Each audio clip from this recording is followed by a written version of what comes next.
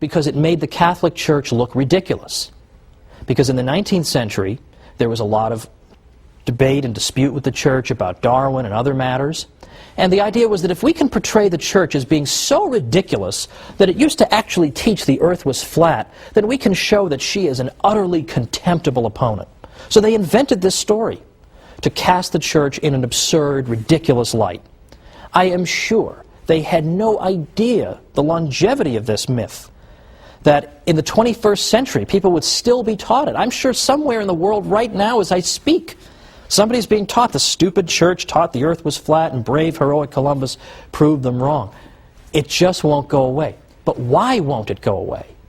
Why does it have such staying power? And the reason is that it feeds into this Enlightenment stereotype, right? The Catholic Church is stupid, it inhibits progress, it forces us to believe foolish things. Well, that's exactly what we see in the flat earth myth, isn't it? Who could possibly believe the earth was flat? The ancient Greeks actually measured the circumference of the earth. So obviously they knew it was round. How could the foolish Church think anything different? So there's a great example that can easily be overturned.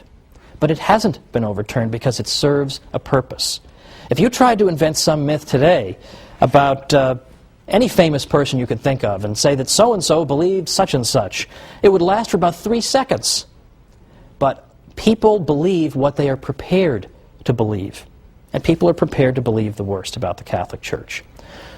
So the point of the series, the point of the next 12 weeks in which I'll be joining you, is to go after not simply these little myths, but to build up an edifice to show the glories of the Catholic Church. Not simply to say, well, the Church didn't really do this, or the Church wasn't really so bad over here.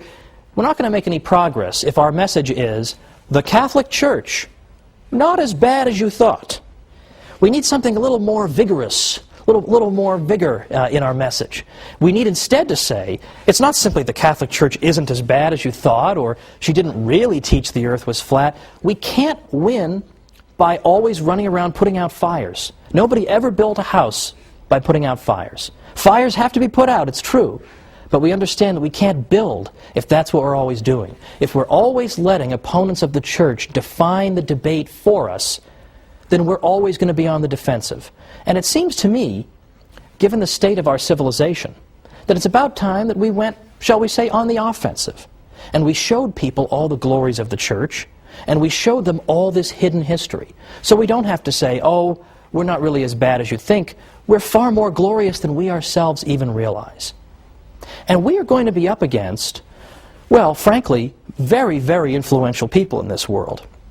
I'm sure many of you remember that the European Union's Constitution excludes all mention of the Christian influence on Western civilization.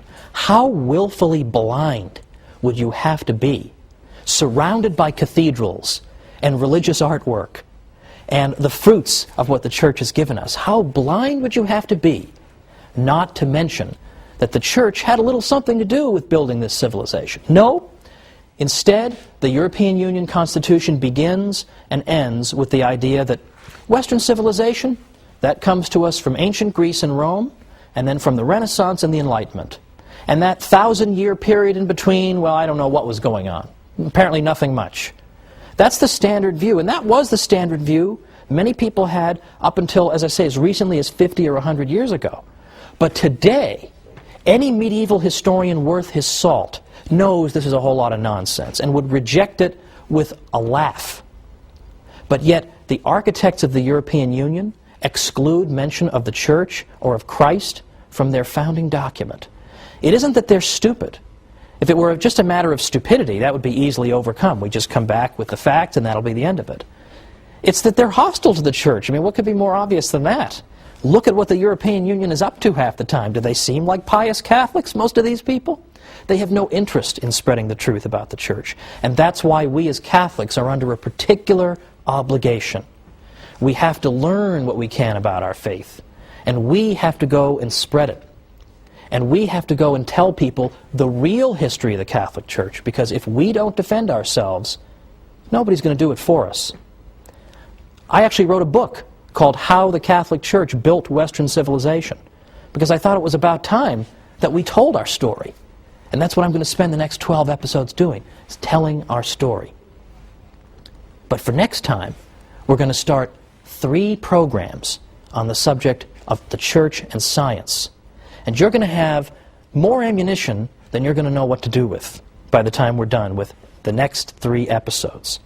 Because did you know, for instance, that the Jesuits, the Society of Jesus, did you know that they were so accomplished in the sciences that right now 35 craters on the moon are named after Jesuit scientists? Did you know that 1 out of 20 of the greatest mathematicians who ever lived belonged to the Society of Jesus? Or that the Jesuits helped to found and then became the greatest practitioners of the study of earthquakes, seismology. And we can go on and on and on. Atomic theory, the study of ancient Egypt, the study of physics, and I can go on and on. There are so many ways in which the Catholic Church contributed to the sciences. So join me next time for the Catholic Church, Builder of Civilization.